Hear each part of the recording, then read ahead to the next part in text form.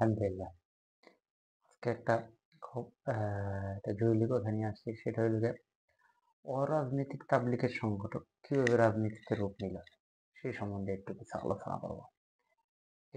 এটা ছাড়া আর কিছু না। সেটা হলো যে এই সম্বন্ধে বিবিসি একটা মূল রিপোর্ট করছে, তাছাড়া যুগান্তর করছে, আমাদের সময় করছে, দৈনিক জন্মভূমি করছে, দিনকাল বিডি 24 করছে, ভোরের কাগজ করছে, আরো অনেকগুলা এই এটার একটা রিপোর্ট করছে।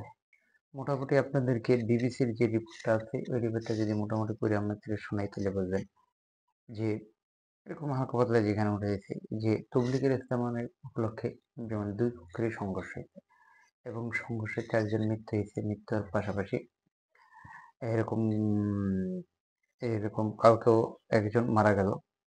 যে এ বিষয়ে ওয়াসিফ সাহেবের দ্বারা জিজ্ঞানো হইল, ওয়াসিফ সাহেব কি কইছে যে ওয়াসিফ সাহেব জি বললো যে দেখেন জিনিসগুলো এখানে রাজনৈতিক আলেম ঢোকার কারণে, রাজনীতি ব্যবস্থা ঢোকার কারণে এটা হয়েছে।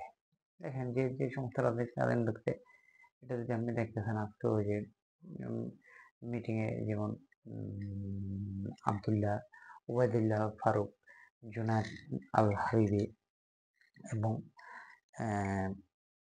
আরো যে হেফাজতের অনেক নেতা তারা বিএনপির সাথে মিটিং করছে। আমি রাজনীতির খারাপ মনে করি না, রাজনীতি অবশ্যই করা যাবে, রাজনীতি করবো, কিন্তু তারা তাবলিগটা তারা আজকে ইস্তেমা বাদ দিয়ে এখানে প্রোগ্রাম করতে আসে। তারা যদি দেখেন কোন তবলিগের মুরব্বীদের ইস্তেমা বাদ দিয়ে এখানে তাদের তারা আমাদের মেন থামা, কিন্তু তারা এটাকে একটা সম্পূর্ণ রাজনৈতিক রূপ দিতে চাইতেছে, যে সেটাই আমার বাধা আর কিছু। দেখেন বিবিসি রিপোর্টে যেমন ওয়াসিফুল ইসলাম সাহেব যে কথাটা বলতে সেটা মোটামুটি হুবহু এখানে আমি তুলে ধরতে। যেমন সাসপেন্ডের শীর্ষ নেতা সৈয়দ ওয়াসিফুল ইসলাম বিবিসি বাংলাকে বলেছেন, তাবলিগকে জড়িয়ে এই সংকটের মূল কারণ হলো ধর্মভিত্তিক কয়েকটি রাজনৈতিক দলের নেতারা। আমাদের এখানে সমস্যা হলে ধর্মভিত্তিক দলগুলোর সাথে জুড়েছে। তারা মাদ্রাসা থেকে ছাত্রদের বের করে এনে হামলা করে। এদের কারণে ঘটনাগুলো রাজনৈতিক রূপ নেয়, বলেছেন তিনি। সাতবিরী অংশীর নেতা মাল্লা জুবায়ের আহমেদের ঘনিষ্ঠ হান্নান বলেন, তাবলিগের রাজনীতির রূপ পায় না, বরং এখন যে সংকট তার জন্য দায়ী সাদ কান্দুলি। এখানে মাহফুজ হচ্ছে রাজনীতির রূপ না পায় না।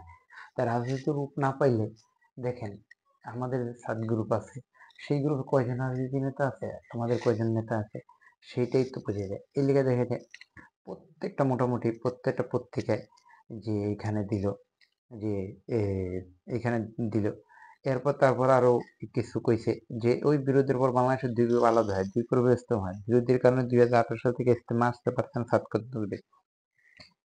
তারপর এর প্রভাবে Malaysia, Indonesia, Nigeria, Sudan, Bharat, Pakistan সহ কয়েকটি দেশে তাবলিগ তেমন বিভক্ত হয়। তবে এর মধ্যে বাংলাদেশ ছাড়া কোনো দেশে ইস্তেমা দুই পর্বে বা আলাদাভাবে আয়োজন করা হয় না। ওইখানে এক পর্বেই 6-7 গ্রুপের ইস্তেমা হয়। এটা আপনারা খোঁজ খবর নিয়ে ভালো করে দেখতে পারেন। এর লেগে যে আমরা বলি যে ভাই তবলিগের কাম থাকবে, তবলিগের মধ্যে রাজনীতি না ঢুকাই এবং তবলিগের মতন চলতে দিই। যে তবলিগটারে দেখেন 7-7 গ্রুপ যে তবলিগের মধ্যে রাজনীতি রূপ দেয় না, এটার মূল প্রমাণ হলো তারা বিক্ষোভ মিছিল করে নেয়, তারা সমাবেশ করে নেয়, তারা পোস্টারিং করে নেয়, তারা রাজনীতির যে একটা শোডাউন ব্যানার ওইটা দেয় না। কিন্তু যুগলবন্দীরা দেখেন বিক্ষোভ মিছিল করতেছে, তারা সমাবেশ করতেছে, তারা মিটিং করতেছে, এটা একটা রাজনৈতিক ব্যানার। কিন্তু রাজনীতির এটা আন্দোলন করবে, যারা গণতান্ত্রিক রাজনীতি তারা বিভিন্ন সমাজ সমাবেশ বিক্ষোভ মিছিল এগুলো করবে। কিন্তু দেখেন ছাত্র গ্রুপে একটা বিক্ষোভ মিছিল সমাবেশ পোস্টার এগুলো করে নেয়। কেন করে নেয়? অরাজনৈতিক সংগঠন। আর দেখেন যে তবলিগে যে আজকে বলা হইতেছে 57তম যে ইস্তেমা, যে ইস্তেমা সবসময় উদ্ধৃত বয়ান এবং উদ্ধৃত মহাভারত দিয়েছে। এই সর্বপ্রথম 500 বছর পর্যন্ত এরা বাংলা মহাভারত দিয়েছে, নতুন বেদায়েত চালু করেছে।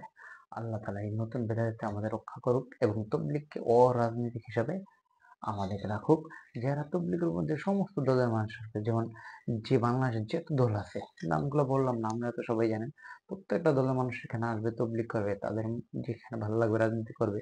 এটা তার যে সে বুঝবে আল্লাহর হুকুম লাগে এখানে কোনটা করা দরকার, কোনটা কি দরকার, সেটা আমাদের দেওয়া দরকার, আমাদের দাওয়াত পৌঁছায় দেওয়া দরকার। মানলেন না মানলেন সেটা তাদের ব্যাপার। এই জন্য আমরা এই তবলিগ রাজনীতি সংগঠন ছিল, ভবিষ্যতে থাকবে, ইনশাল্লাহ থাকবে। যারা বিদ্রোহের রাজনীতি গ্রুপ নিছে তারা ইনশা আল্লাহ একদিন না একদিন বিলুপ্ত হয়ে যাবে। আল্লাহ তাআলা আমাদেরকে বুঝার এবং আমল করার তৌফিক দান করুন। আলহামদুলিল্লাহি রাব্বিল